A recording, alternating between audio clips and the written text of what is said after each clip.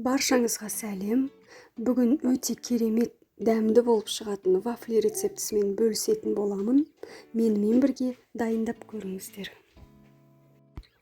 Ол үшін бізге жұмыртқа, ерітілген сары май, қаймақ немесе йогурт, бал, қант, ұн және де қопсытқыш керек болады.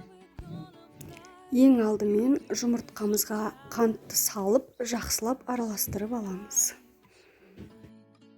Енді үстіне ерітілген сары майды қойып, жақсылап араластырып аламыз. Одан соң мен қаймақ пен йогуртты араластырып салдым. Жақсылап барлығын араластырып, үстіне балымызды қосамыз. Барлығын жақсылап араластырып болған соң, ұнға қопсытқышты қосып, барлығын біріктірдім. Біздің қамырымыз қатты сұйық емес, қатты қою емес, орташа болуы керек.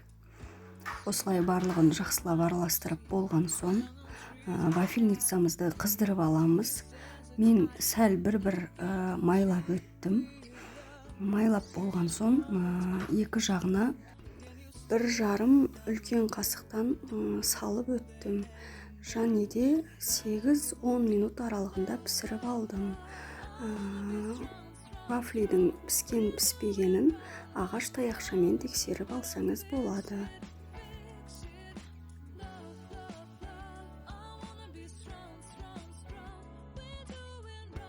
Міне дәл осылай барлығын рет-ретімен салып пісіріп аласыздар.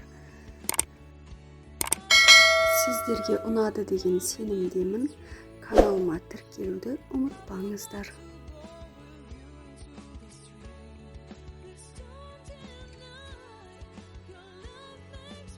Дайын вафлилерімізді құлпынайлармен әрлеуге тырыстық. Әрлеу өз қалауымыз бойынша бізде өте керемет болып шықты.